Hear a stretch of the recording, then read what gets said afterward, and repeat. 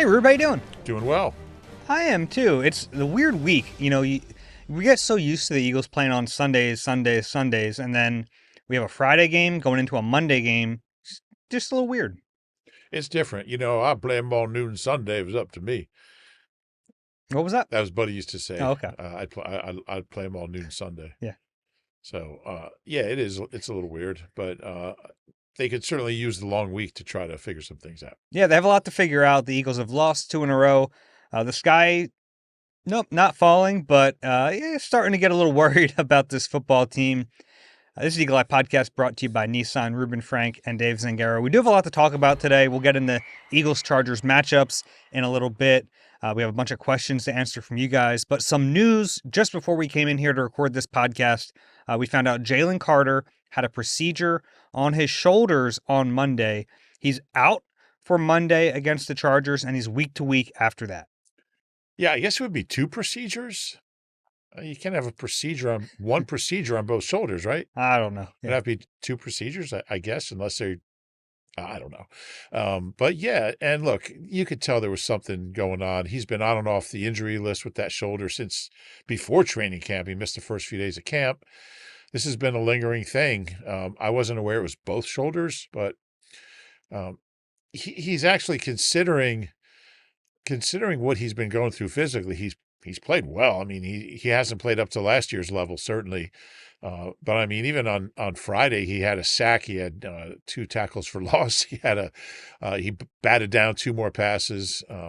Injured Jalen Carter is still pretty good. Yeah. So, but it's a significant loss, and I think his injuries certainly had something to do with the way they got gashed on the ground. He just didn't look right, even though he did make some plays. So the question is, when do they get him back? And can you win a few games without him?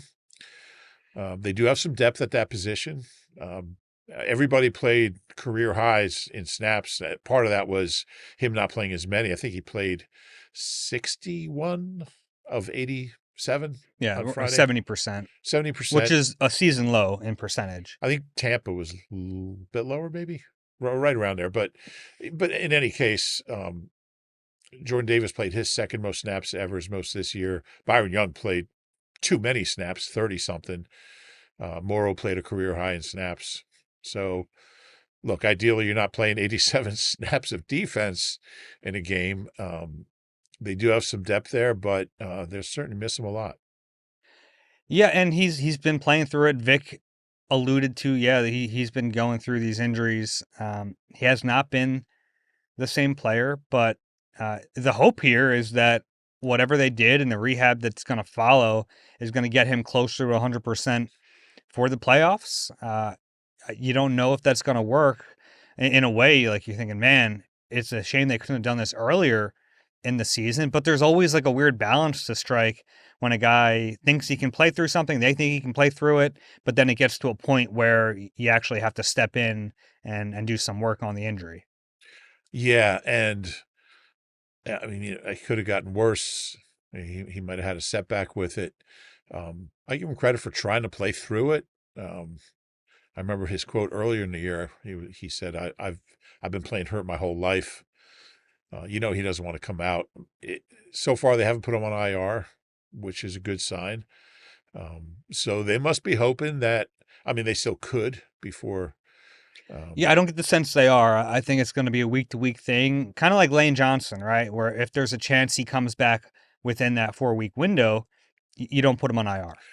Yeah, no reason to do it. It's worth saving the roster spot or wasting or whatever you want to call it. Yeah, if they can get him back for the playoffs, that would be great. But ideally, if you can get him back for, the Bills, I guess would be something you can maybe hope for. You look at the schedule. They have Chargers, Raiders, Commanders, Bills, Commanders to finish out the regular season. You would think if it's within that 4 weeks, the fourth game is the Bills, so that would be a win. Yeah, and look, he's not playing against the Chargers, so you would hope you can beat the Raiders in Washington without him, ideally, and then Buffalo's your last game against a playoff type team, and you would hope to have him back by then. Yeah. Without Carter now, you have Jordan Davis, you have Moro Ojimo, you have Byron Young, and then the fourth guy who hasn't really even been in the rotation because he's been the fifth guy is the rookie Ty Robinson, fourth round pick out of Nebraska. And they also still have Gabe Hall on the practice squad, who's played in 2 games this year, has an elevation left, I believe. So he's another option. Yeah.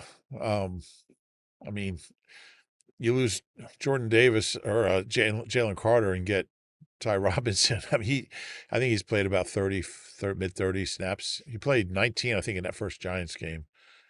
Um, yeah, it's a big loss, however you look at it. But Jordan Davis has been really, really solid. Obviously, they play different positions. Morrow's been really good.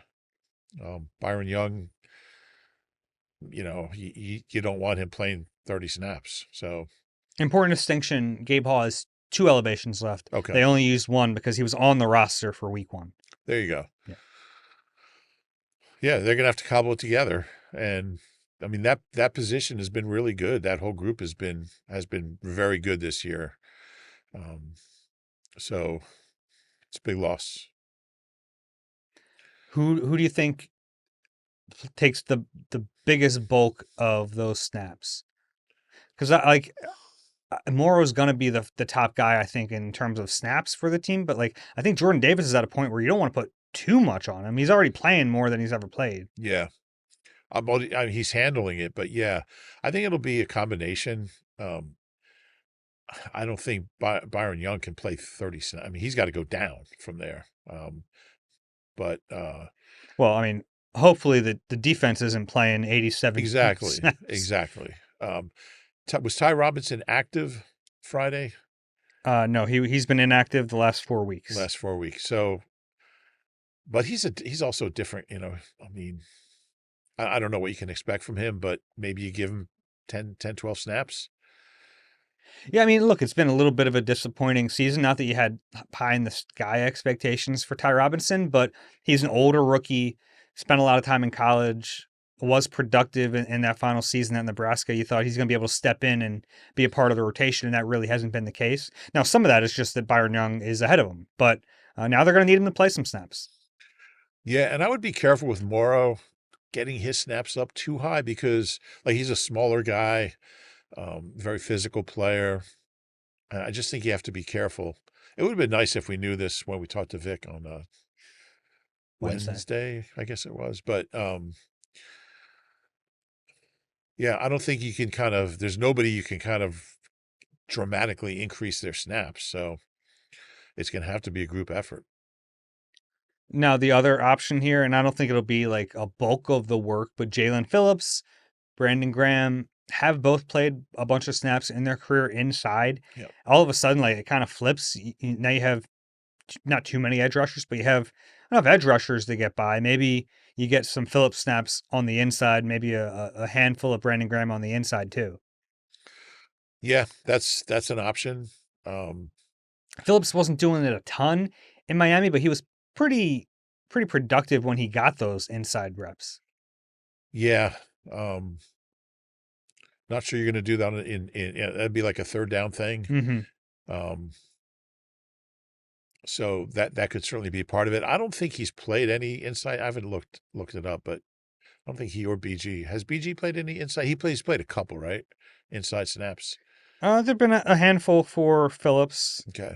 Since he got here, not many. 2, 3, 4, 4 snaps Okay. at defensive tackle. Yeah. But So, they've at times they have done it. yeah. So, It's in their back there pocket. wasn't a need to do it before. So need Yeah. changes a lot of the way you deploy your players. Yeah. And the big concern, I mean, Jalen Carter, even hampered by the shoulders, he's getting double teamed. So you just become kind of, easier to slow down when you have more pieces to deploy. Yeah, and we talked about those what they call assists this year, where he gets all this attention and it frees up his teammates to make big plays. Morrow has been a big recipient of that, but everyone on the line, he's made plays and the other guys clean up. You miss him across the board for all those reasons. Yeah. Yeah, there's no way to sugarcoat it, and it's a big loss. Hmm. Hopefully they get him back though, and we'll see what happens. This is kind of a weird year for Carter because I mean, it couldn't have started off any weirder. He gets kicked out of that Dallas game before his first snap. Well, Has even before that, I mean, training camp starts and he's already hurt. hmm So like that shoulder was already injured day one of camp when he didn't practice. So he had I never asked him like exactly what had happened, but I don't know if it was something for lifting but he got to training camp hurt. So it's really been a year-long thing. Yeah. Then the Cowboys game, he did miss a game earlier this year. Was that the first Giants game? hmm That was the heel. And we were kind of hoping being out would help his shoulder. Didn't. So, Yeah, that's the thing. He's missed 2 games, so he's only played 10 games this year. yeah. And this is a contract, not a contract year for him, but this is his third NFL season. So after this regular season, he is eligible for a contract extension. And we talked all offseason, like, man, this is going to be a monster. Do you think the way the season has gone either changes that or delays him getting paid? It's a great question. And I think it I think it will affect it's a tough call because I'm sure he and his camp don't think that his value should be any lower because he got hurt. Yeah, I don't see Drew Rosenhaus saying, Yeah, we'll take you know, 18 million a year. um, but if you're Howie, and it's a small sample size, but it was kind of a year where he was just hurt. So which happens, it yeah. happens. Um, I think you do give him some points for playing through it as much as he did. yeah, it might lower his price tag just a little bit. It'd be fascinating to see what happens Yeah. in the offseason. Anything else on Carter? I'm sure Howie's looking for any possible way to like save a few bucks because he's got I don't some. know. That's not really his MO. No, Well, I'm serious. It's like he pays his guys. yeah, Like he doesn't want to nickel and dime with their best players. He typically just pays top of market when he knows the player's worth top of market. that's true. But this is a unusual year. Yeah. And I don't want to get too deep into the contract stuff, but I think Carter is someone who, around the league, I think there would be some trepidation about paying him. Yeah, yeah, that might be true. I wouldn't. I really wouldn't. Mhm. I mean, he's still a young guy. Was he 24? Um, I think he's going to be an elite interior lineman for years to come. I would have no compunctions about getting it done. Yeah, I mean the Eagles got him at 9th overall, and he didn't slip for talent. So Yeah. they felt comfortable enough drafting him, and he's been a really good player here. So eventually they'll pay him. Let's move on to the other newsy item of the week, Darius Slay. Slay. And I think all of this is just happening so you can get that joke back into the rotation a little bit more. But he was a healthy scratch against Buffalo Yeah. on Sunday, gets released. So he's subject to waivers, and I've had some questions about this. It's because we're after the trade deadline. Even if you're a vested veteran, every player, when they get released after the trade deadline, is subject to waivers.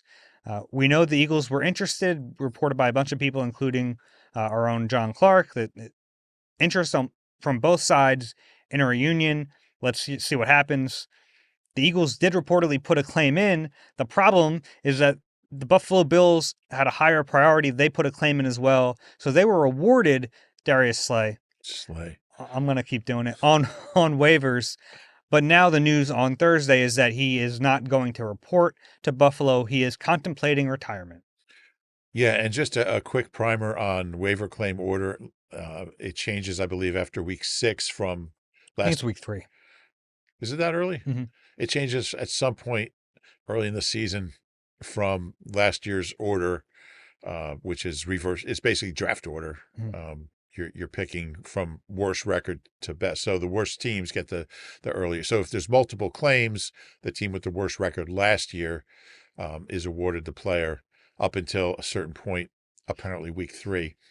I think after week 3. Yeah, starting week 4, where it's based on this year's record. So the Bills and Eagles are both 8-4, and it goes to strength of schedule. So the Bills end up with priority and got him in with multiple claims. It could have been somebody else with a better record than both of them who filed a claim, but nobody with a worse record. So What do you think is going to happen? I don't know. I don't want to. I think we all kind of see what's going on here. I don't want to say it because we shouldn't make assumptions. But I think he wants to be here. I think he wants to play for this team, and I don't know what the Bills are going to do. It's kind of the ball's kind of in their court at this point. Look, maybe he decides, hey, you know what? I'll play for the Bills. I'll show up. Doesn't seem like that's going to happen. So, Yeah. curious to see what the Bills' next step is. Yeah. And Bills had no coach availability, only player availability today, according to our old friend Derek Boyko. So, who's their PR guy now? So Sean McDermott won't be commenting today about what's going on. And they could either just release him or put him on the reserve did not report list where he wouldn't count a roster spot. I don't think there's like, if you're the Bills, like if you're in the same division, you're kind of a You lot. block them. Yeah, you don't want to let them go here. If you're the Bills, I don't think you care. They do play them. They do play One them. of the remaining 5 games is against the Eagles. Yeah. And I should throw in there, I mean, Slay did not play well in Pittsburgh before he was inactive on Sunday. Yeah, I mean, clearly they benched him. They benched him. But I think the thinking is he's familiar with the coaches, the players, the scheme here. He was here a long time. He played under Vic. The thinking is he'd be Played more. well last year. He did. He Which, did. look, we know things can change for cornerbacks. We saw that here with James Bradbury. Yeah, they happen quickly. And he is 34. He's 34. Would be 35 New Year's Day. Did you get him a present yet? A birthday present? Yeah. No, I'll probably just get him something if he's here. Okay. I don't want to have to ship something to Buffalo. Well, I'll be up there in late December. I could bring it. Remember we did a podcast driving up to Buffalo? Yeah. And then we did one driving back in a blizzard. And then we couldn't decide where to eat dinner. I don't want to get into that. I got sick that night. It's all your fault. Anyway, you're a little more confident he could wind up back here than me. I think it's possible. It is possible. Yeah. And doesn't really benefit the Bills to block him. Yeah, that's kind of my view on it. I don't know how strong he feels about it, Slay, that he really wouldn't play this year and ever again. I don't know if it might worry a little bit if he's willing to just not play football anymore. Yeah, that could just be posturing. Yeah, it could be. Look, I think there's no secret that he really likes it here. The team likes him. I mean, heck, he was here in week 5 on the Steelers bye week as a fan to watch the game. Like he still has relationships with the guys in the locker room. So I do think he probably wants to be here. And I actually think to me, there's really no downside for the Eagles to want him to try to bring him in. If he's not better than Adoree Jackson, all right. But I think it's worth a shot. It's not like you're going to find anyone else on the street right now. And they were willing to try it with Jair Alexander, so why wouldn't they be willing to try it with Slay? That was my thought when I first heard that he was getting released. No, that's a fair point. And as you pointed out, the Bills would have to, he'd be subject to the waiver claim process again. If they released him, it'd be very funny if they released him that another team claimed him. Yeah. That wasn't the Eagles. Yeah. So, which is certainly possible, but I don't would say think at this unlikely. point, yeah. It's possible. It's unlikely. The one thing that's confusing to me is generally in these situations with an older player, veteran player, the GM, somebody from the organization would contact Slay and say, "Hey, do you want to play here?" Because it doesn't really pay to claim somebody who doesn't want to be there. A younger player, look, he doesn't have any leverage. He can't say I'm going to retire. The guy's 24. Slay has that leverage. He's made a lot of money. Interesting situation. He's a fun guy to have around.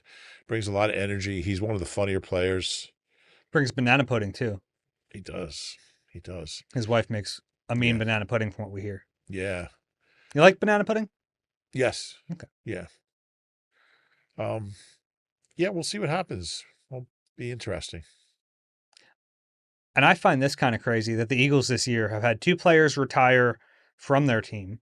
They've brought another guy out of retirement, and now they have a guy threatening to retire to potentially strong arm his way onto the roster. Yeah. And Zadarius Smith is still only half a sack behind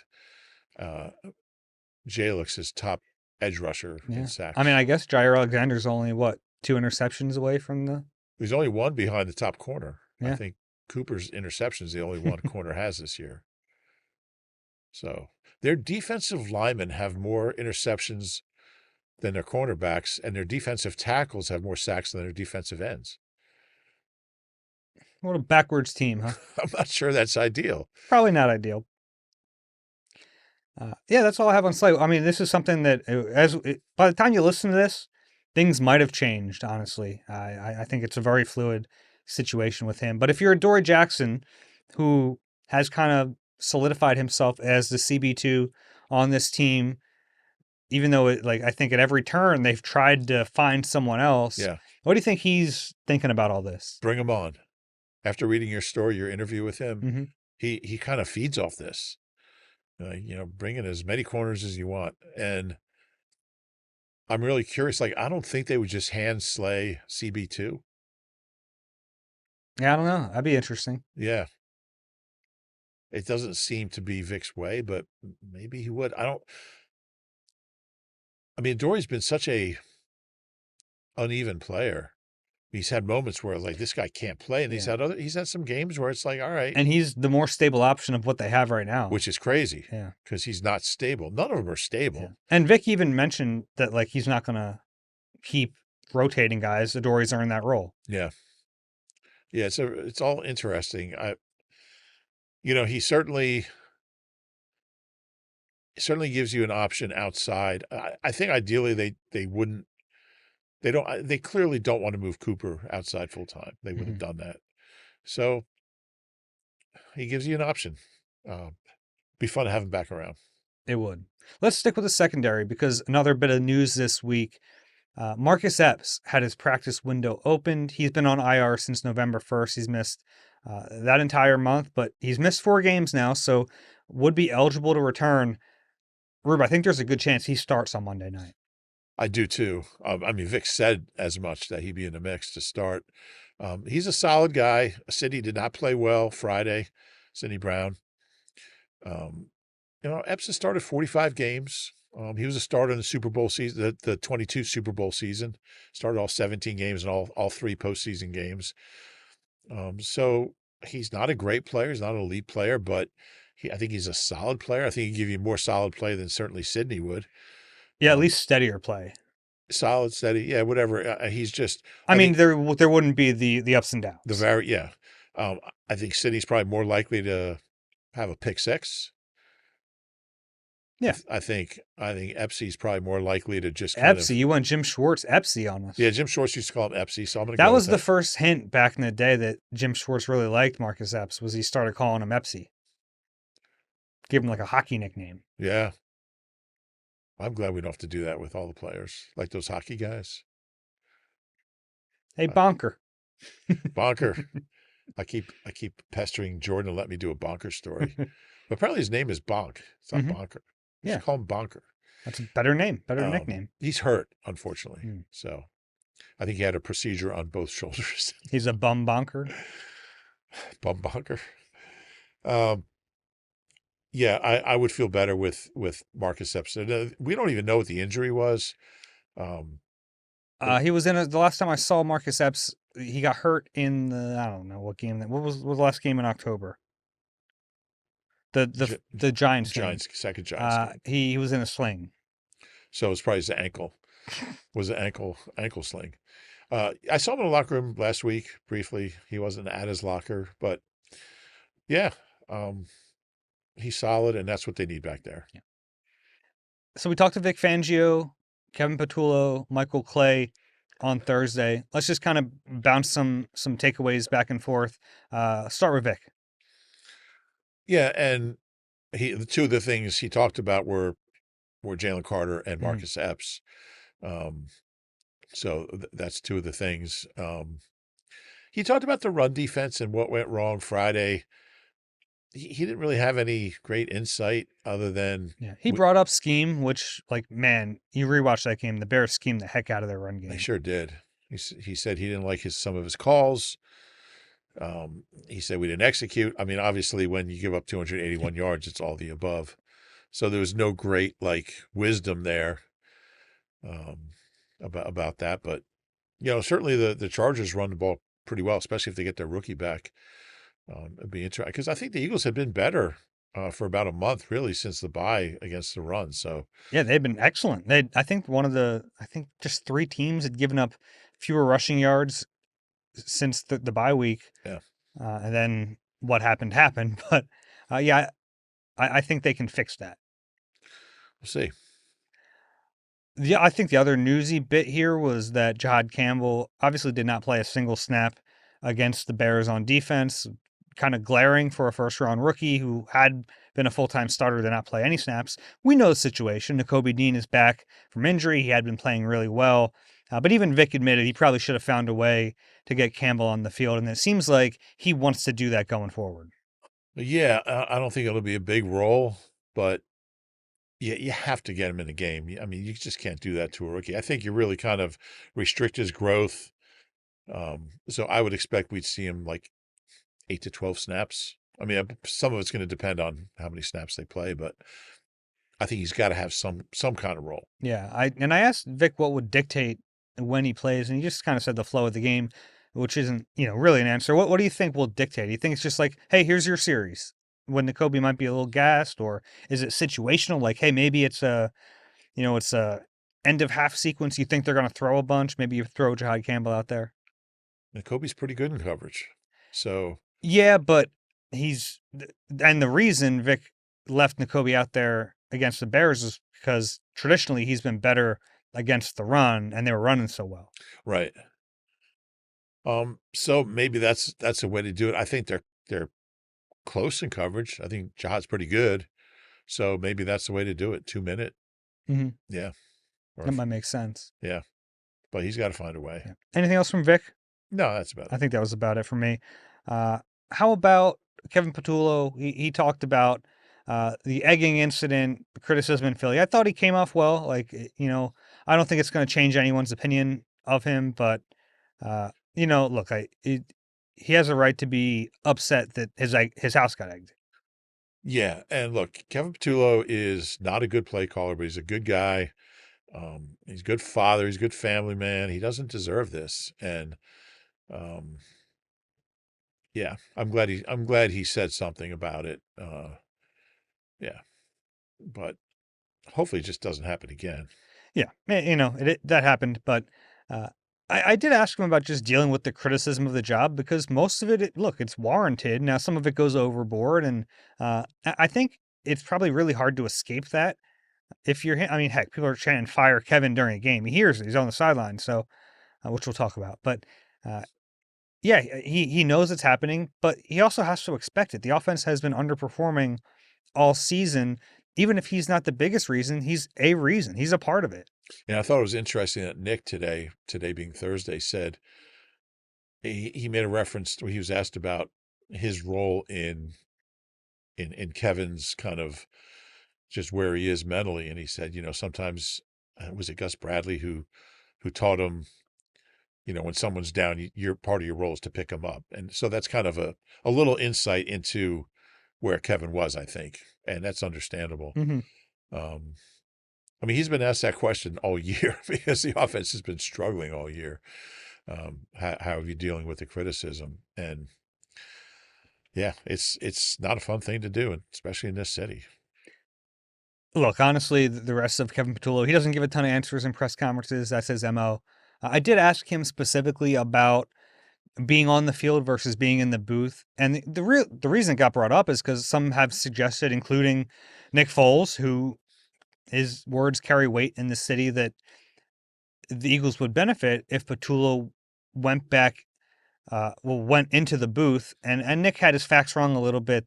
He alluded to that Patullo has been in the booth before, which he hasn't been during his time here, but he's also been in a different role.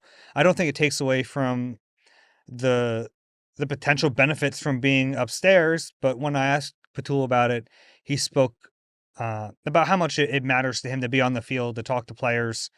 And look, I get that, but this is a team that told us they're willing to look at everything and change anything that might need changing. It doesn't seem like they even thought about that. Yeah, it doesn't seem to be an option. He also mentioned that he hasn't been in the booth since 2011 which I thought was interesting. That so he was aware of. I'm Mhm. sure that was like just intended for Nick. You can have your opinion, but get your facts right here. Um, I don't see how it could hurt. I would consider everything. Yeah, like I hope they actually did consider it. And look, Nick Foles is not a dummy. He's a guy who played at a really high level in this league, and he's not the only one who said it. But uh, I think there's something to it. There's a reason some coordinators are up in the booth, and it might not work for Kevin Patullo. It might not, but what they're doing isn't working. You have Yeah, to be willing and open to changing anything. I just don't know how seamless it is, or it could be to do it in the middle of the season or late in the season. Um, I mean, the whole communication is changing now, Yeah. and Yeah, like I don't I don't know. think it really changes for getting the play call in. It changes between series. Yeah, well, maybe the players would be relieved not to have him there. I don't know. Jalen's got to pick up a phone, right? Remember Yeah, those old phones? yeah, yeah. I don't think we'll see him upstairs. No, I mean he basically said he's not going to do that, but I thought it was worth giving him a chance to answer for the reasoning behind it. Yeah, Michael Clay, anything? no, Uh, no Michael Clay chatter. no.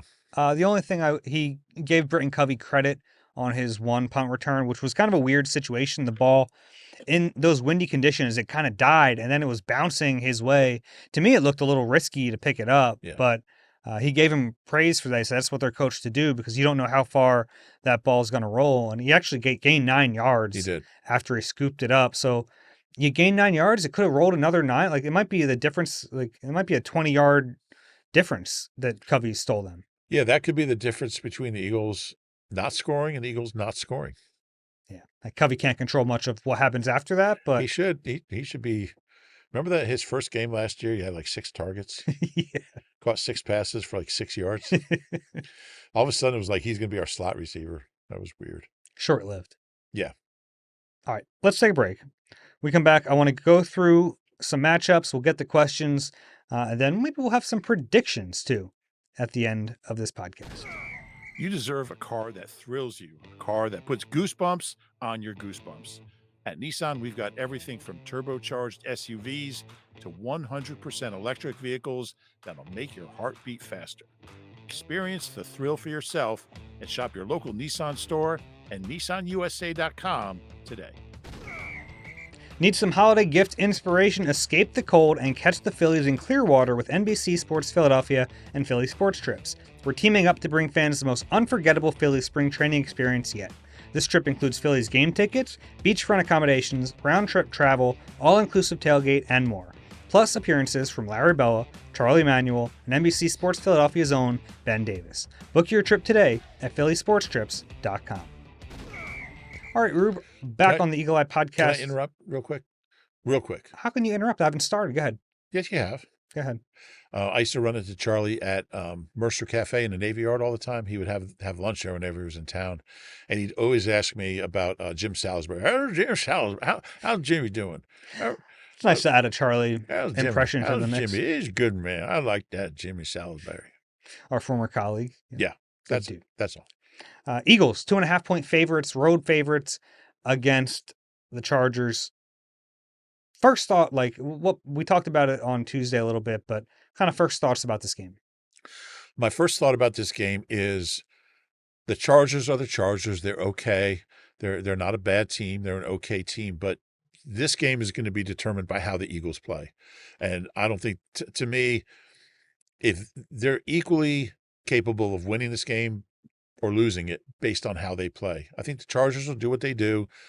They'll make some plays. They'll miss some plays, but if the Eagles don't have a really good plan and a really good game, they're not going to beat that team. But if they do, they'll win. In a way, it's a good time to play a team like this. It's a solid, right down the middle, a good team, not a great team, not a bad team. I think it's a good way to measure where the Eagles are. I think it's a real measuring stick game, and like you get to a point in the season where you run out of those. You just are what you are. This might be their last one. Maybe Buffalo could end up being, depending what happens between now and then. But I mean, I think they're a better team. I think the line. What percent chances will Slay be in the building for that Eagles Buffalo game?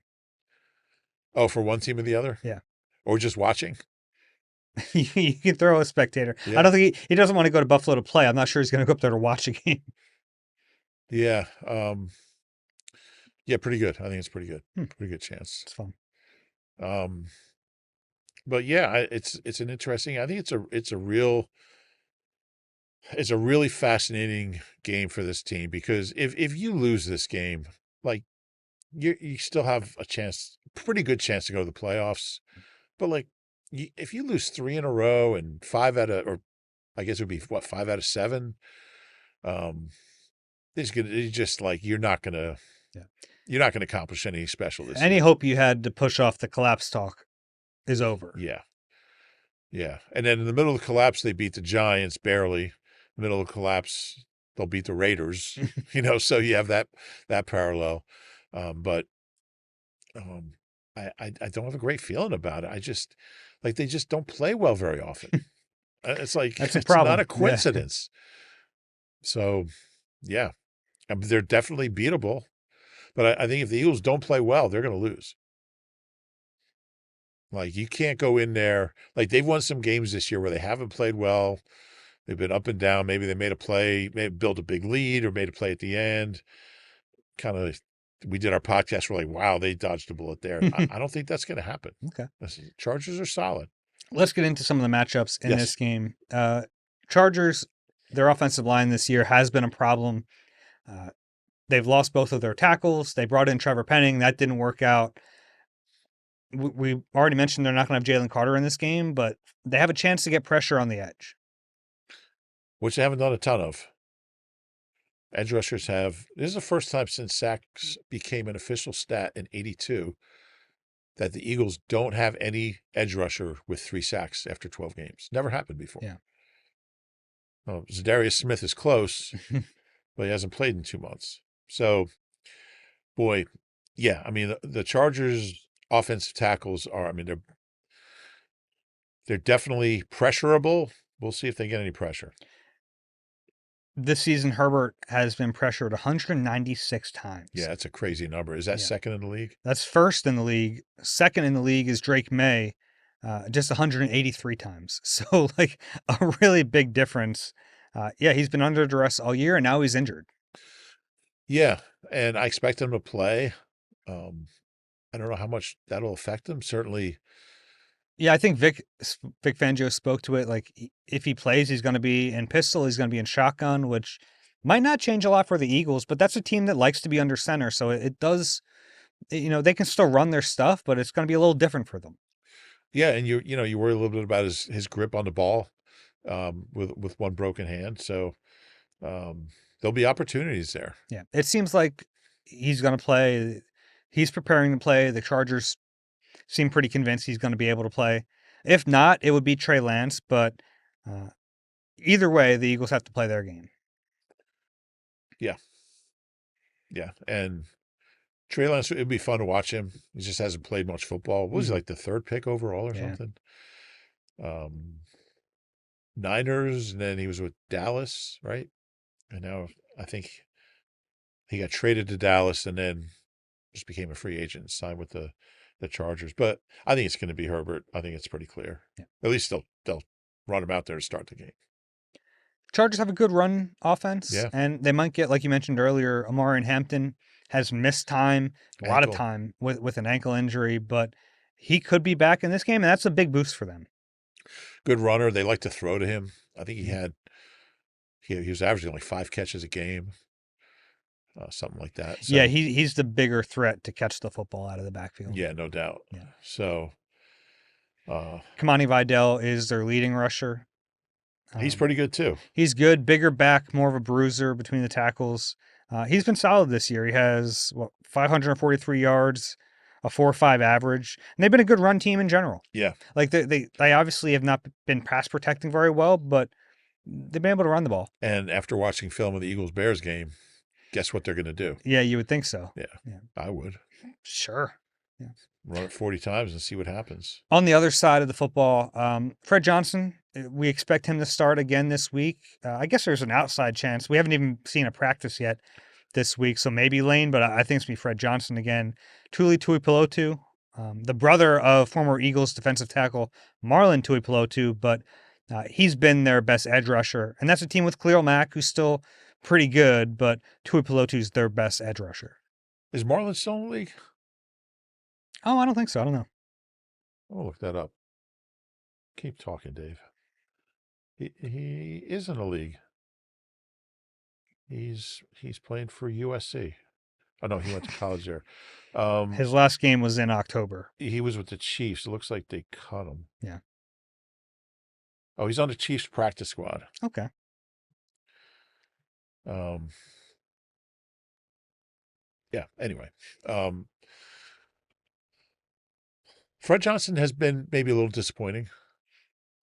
Yeah, I mean, I think he's been okay. They've helped him more Yeah. than I expected. They've been Yeah. helping more in general, which it's kind of been, they haven't done that much under Jeff Stoutland. They've been doing it more in recent weeks, which is curious to me. Yeah, they helped Jordan Mm-hmm. more than we've seen. So, which is interesting, but they need Lane back. Yeah. Khalil Mack still gives them some good plays. What's he, 34? 34. Yeah, I mean, 9-time Pro Bowler, had 17 sacks in 2023. So, like, he's not in his prime anymore. Vic saw him in his prime. Vic had him in his prime for a year. With the Bears. Yeah. Hall of Famer? Yeah, I think so. Right? Yeah, I would think so. 9 Pro Bowls, 3 first-team All-Pros, 112 sacks. I was just looking up the sacks. Yeah, I mean, that's a Yes. Hall of Fame resume, He had right? 17 sacks 2 years ago at 32. Yeah, his career high. Yeah, how about that? By far. Well, he had 15 with Oakland in 15. Yeah, I think he's a Hall of Famer. Yeah. Good secondary for the Chargers. I don't give them up much through the air. Second best pass defense in the league. Some good players. They kind of rotate a little bit. Derwin James, still really good player, has dealt with some injuries in his career, but when he's healthy, Yeah, he's dangerous. he is. What do you expect from Jalen in this game? He hasn't played very well in recent weeks. Yeah, it's been weird because he went from like a really, really good stretch to like what's going on with him. And now they haven't had great conditions to throw the ball, which is another reason I didn't get the 34 passes, 13 runs ratio on I guess that's not a ratio, but on Friday, because I thought they were doing some good things with the running game. Jalen's just been inaccurate. He's missed guys. It's been strange. He got kind of a little bit hot at the end of that Bears game, but it was too late.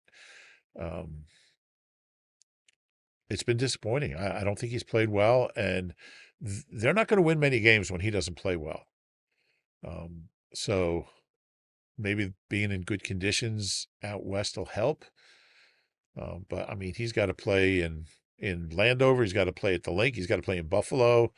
So you're not going to get a lot of sunny 78-degree days anymore. So it's hard to be. Good conditions on Monday. Yeah, there'll be good conditions. He needs to be better. I mean, his last 3 games, he's completing like 50 something. He's completing close to 70%. So he's got to be really good. I think he'll be better. He and AJ seem to have kind of figured some things out, which is good.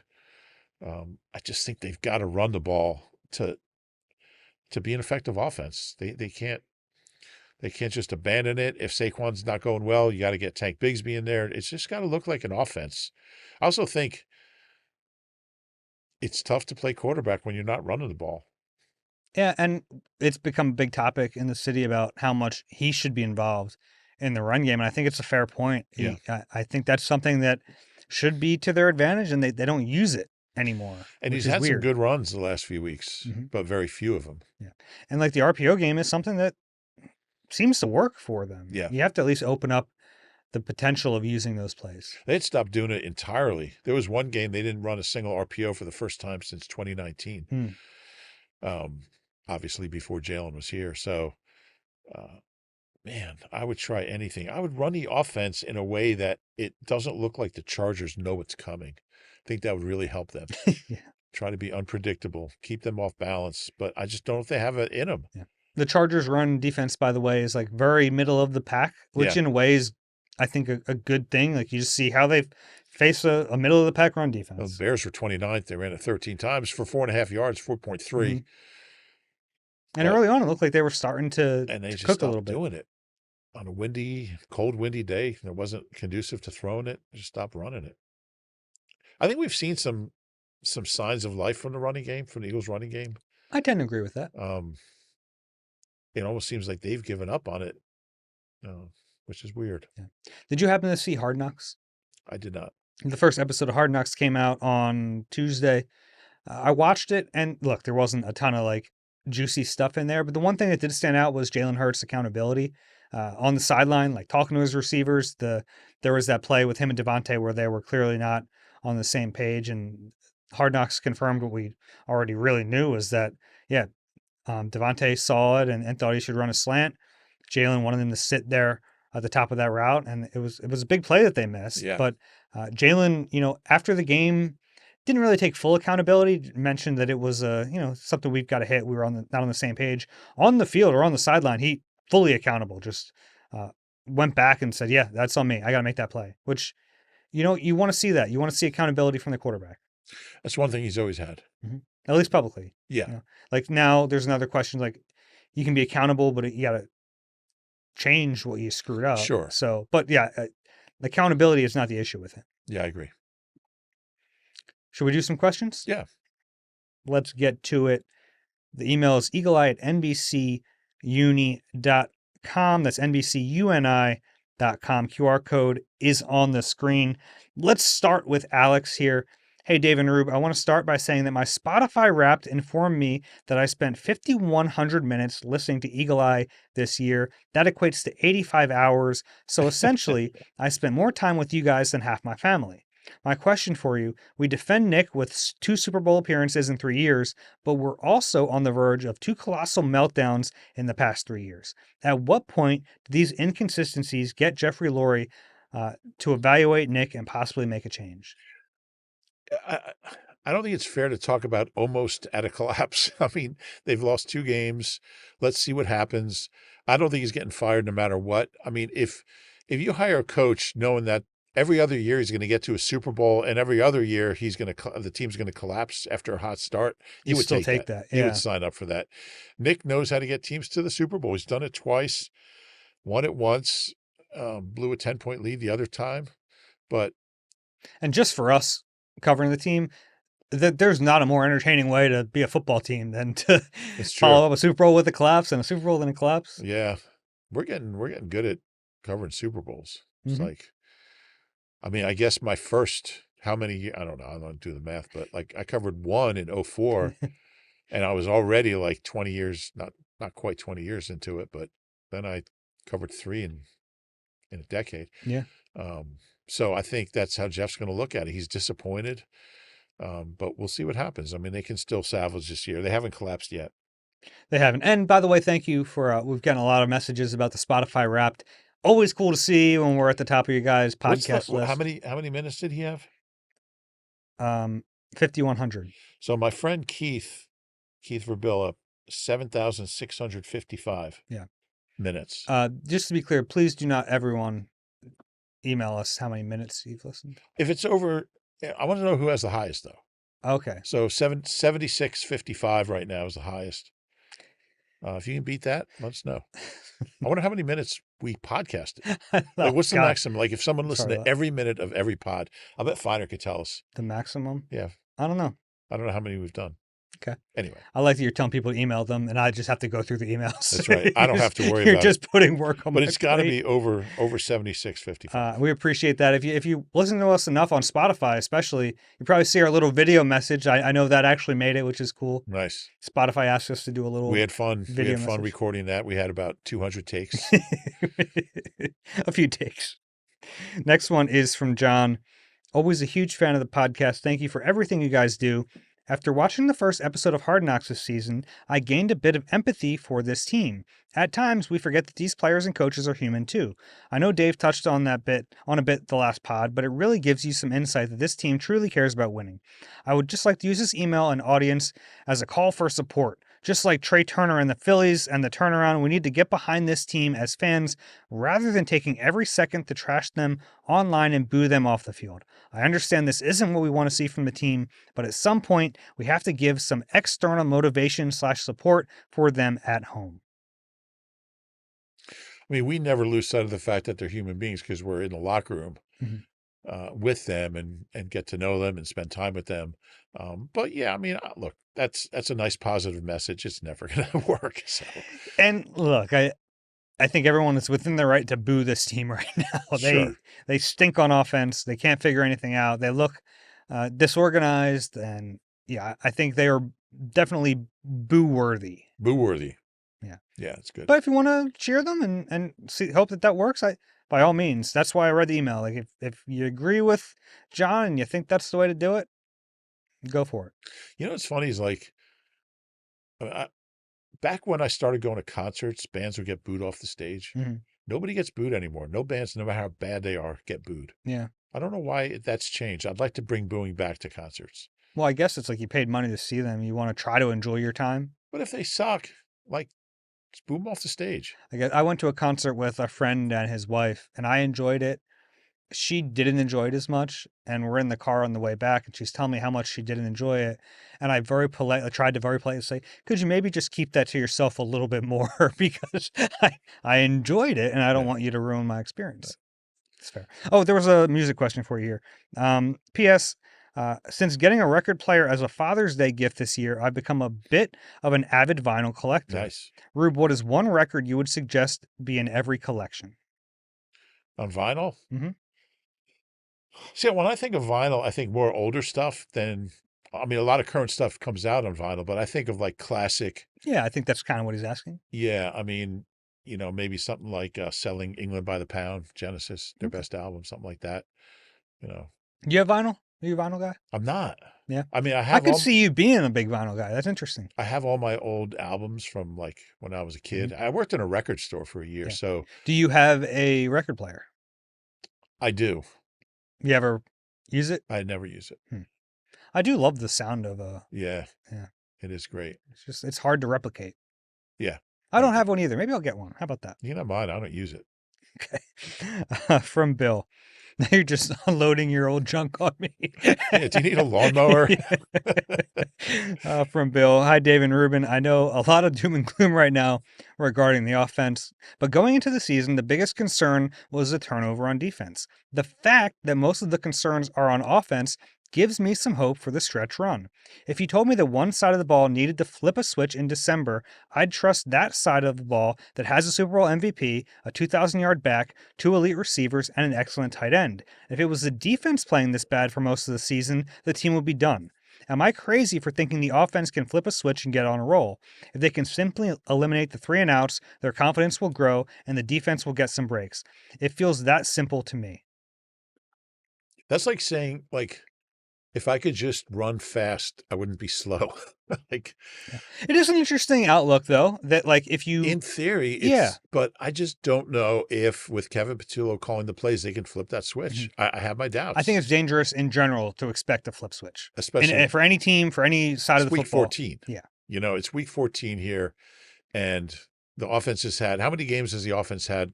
You say they played really well. The second Giants game, is that it? Maybe really well, yes. They got on a little bit of a roll in the Minnesota game. Yeah. Like where they also had a return touchdown in that game. Yeah, I just mean, but eye test, it looked like they were moving the football. They had a cohesive idea of how to play offensive football. Yeah. Against a team that hasn't won a game since. I don't think. Yeah. I mean, on paper, yeah, and we've played this game. It's like they have. I mean, this was our talking point, I think, early in the season. Like, they got to figure it out, right? They have too much talent not to, and that's what makes it all so frustrating. And he didn't mention the O-line, but I mean, they still have, even with Lane out, they have 3 Pro Bowlers on the O-line.